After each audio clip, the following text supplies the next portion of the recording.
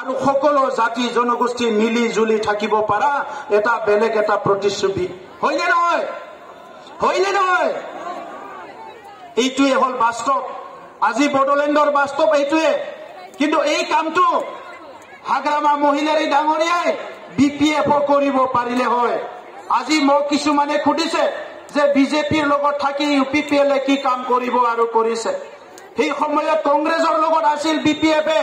2008 চনত উদালগুৰিত সংগঠিত হল ঘটনাবিলাক 2012 চনত 2014 চনত গোষ্ঠীগত সংঘৰ্ষ হল সদায় ইয়াতে কিডন্যাপ ধন দাবী বিভিন্ন মানুহৰ মানে হিংসাৰ পৰিৱেশত পৰিব লাগে গুদুলি হলে মানুহ ওলাব নোৱাৰে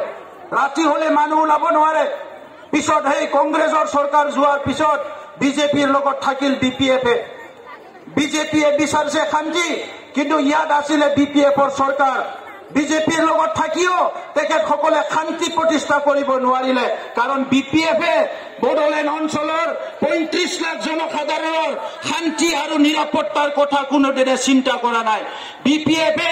এই অঞ্চলৰ ছাত্ৰ ছাত্ৰীৰ কথা কোনোদিনে চিন্তা কৰা নাই বিপিএফে এই অঞ্চলৰ মানুহৰ ভূমিৰ সমস্যাৰ কথা কোনোদিনে চিন্তা কৰা নাই বিপিএফে এই অঞ্চলৰ আমাৰ খেতিয়কৰ কথা চিন্তা কৰা নাই মাতৃসকলৰ কথা চিন্তা কৰা নাই খালি তেখেতসকলৰ নেতা পালি নেতাসকলে শোষণ আৰু শাসন কৰি নিজৰ কাৰণে নিজৰ পুঞ্জি নিজৰ ধন সম্পত্তি অৰ্জন কৰাৰ কথাটো ভাবিছিলে এইটো হল বাস্তৱ আৰু সেই কাৰণে তেখেতসকলৰ দিনত 17 বছৰ বিপিএফৰ শাসনত মাত্ৰ 15,000 পৰিয়ালৰ মাটিৰ সমস্যা সমাধান হৈছে আমাৰ 4 বছৰ হবলৈ গৈ আছে এইখিনি সময়ত 2,23,000 পৰিয়ালৰ মাটিৰ সমস্যা সমাধান হৈ গল সকলো জাতি জনগোষ্ঠীৰ 2,23,000 পৰিয়ালৰ বিপিএফৰ 17 বছৰত মাত্ৰ 39,000 ঘৰ নিৰ্মাণ কৰিছে ইটো আধৰুৱা হৈ আছিল প্ৰধানমন্ত্ৰী আৱাস যোজনা আমাৰ 4 বছৰত প্ৰায় 2,62,000 ঘৰ নিৰ্মাণ কৰা হৈ গল এই 4 বছৰত কোনো হত্যা নাই কোনো হিংসা নাই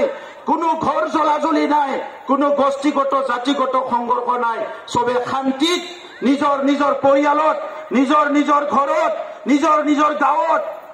সকলো শান্তিত থাকিব পাৰিছে ইয়াত পূজা হৈছে ইয়াত উৎসৱ হৈছে ইয়াত খেতি হৈছে বজাৰ হৈছে স্কুল কলেজ হৈছে সব শান্তিমতে আজি চলি আছে বড়োলেণ্ড অঞ্চল আৰু সেই পৰিৱৰ্তন প্ৰধানমন্ত্ৰী ডাঙৰীয়াই 2020 চনৰ আগত সপোন দেখিছিলে আৰু 2020 চনত আই কৈছিলে যে ইয়াত আৰু কোনো মোৰ মা কোনো মোৰ ভনীৰ এক টোপ চকুৰ পানী আৰু পৰিব নালাগে এই কথা অহাৰ লগে লগে বিজেপি আৰু ইউপিপিএল মিলি সকলো জাতি জনগোষ্ঠীক আমি আঁকোৱালি লৈ প্ৰত্যেকটো জনগোষ্ঠীৰ সমস্যাবিলাক আমি সমাধান কৰিবলৈ গৈ আছো প্ৰত্যেকটো জনগোষ্ঠীৰ কাৰণে কিবা নহয় কিবা কাম কৰিবলৈ গৈ আছো বঙালী সকলৰ কাৰণে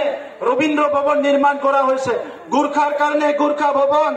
আমাৰ কোচ ৰাজবংশীৰ কাৰণে শিলাৰাই ভৱন সূৰ্য নাৰায়ণ দেৱৰ কাৰণে প্ৰকল্প বিভিন্ন জনগোষ্ঠীৰ সান্তালীৰ কাৰণে সিধু কানুন প্ৰকল্প তেনেকা কৰি পেলাই বিৰছা মুণ্ডাৰ কাৰণে গেষ্ট হাউচ বিভিন্ন কাম লোৱা হৈছে আজি গুৰখা সকলৰ কাৰণে গুৰখা ভৱন ইফালে দুৰ্গা মল্লৰ কাৰণে 1 কোটি টকা উদালগুৰিত কোনো এটা জনগোষ্ঠী বাদ পৰি যোৱা নাই প্ৰত্যেকটো জনগোষ্ঠীৰ কাৰণে কাম কৰি আছো অসমত যেনেকৈ বসুন্ধৰা ইয়াত আমি বৈশ্যমতি কৰিছো এই বৈশ্যমতিত 10টা মাহত 1 লাখ পৰিয়ালে এপ্লাই কৰিছে আৰু 80,000 পৰিয়ালৰ ভূমিৰ সমস্যা সমাধান হৈ গল কেইদিনমান আগত অসমত বসুন্ধৰাত যি এসসি এসটিৰ কথা কৈছে আমাৰ ওবিসিৰ কথা কোৱা নাই বুলি কিছুমান মানুহে ইয়াত কিছুমান কথা কৈ আছে এইটো হল কাউন্সিল এৰিয়া এই কাউন্সিল এৰিয়াত কোচ ৰাজবংশী মানুহৰ কাৰণে যি সকলে আজি ইয়াত বসবাস কৰি আছে তেখেতসকল ইয়াত প্ৰটেক্টেড ক্লাছ হয় আপোনালোকৰ কাৰণে ইয়াত বসুন্ধৰাটো এপ্লাই নহয় ইয়াত বৈশ্যমতিটো এপ্লাই কৰিব আৰু বৈশ্যমতিত ইতিমধ্যে কোৱা হৈছে 2003 চনৰ আগত যি সকলে বড়োলেণ্ড অঞ্চলত বসবাস কৰি আছে সেই সকলে মাটি কিনা বেচা কৰিব পাৰিব মাটিৰ সেটেলমেন্ট কৰিব পাৰিব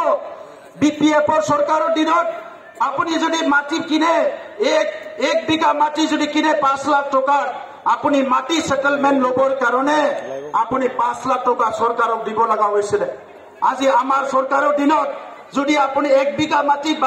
এই 5 লাখ টকা কিনে কোনোবা এই মাটিটো সেটেলমেন্ট কৰাৰ কাৰণে মাত্ৰ 1000 টকা দিব লাগিব আৰু 5 লাখ টকা কোনো দিব নালাগে। এইটো হল পৰিৱৰ্তন। 1200 স্কুল নিৰ্মাণ কৰা হল, ইতিমধ্যে 800 অংগনবাড়ী সেন্টাৰ নিৰ্মাণ কৰা হল,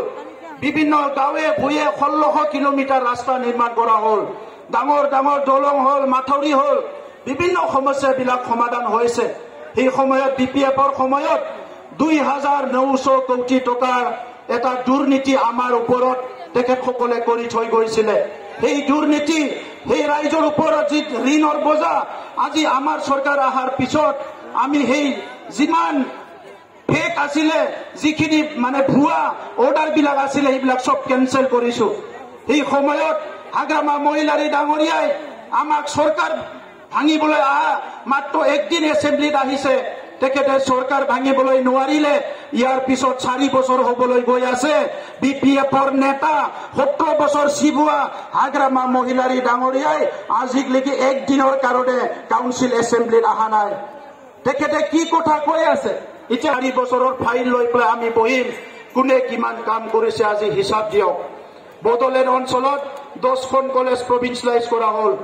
হাই স্কুল আৰু হায়াৰ ছেকেণ্ডাৰীও প্ৰভিন্সিয়েলাইজ হবলৈ গৈ আছে। 99ৰ শিক্ষকসকলৰ 100% চাকৰি দিয়া হৈ গল। টেট পাছ কৰি যিসকল আছিলে তেখেতসকলৰো চাকৰি হল। 180 জন বাকী আছে।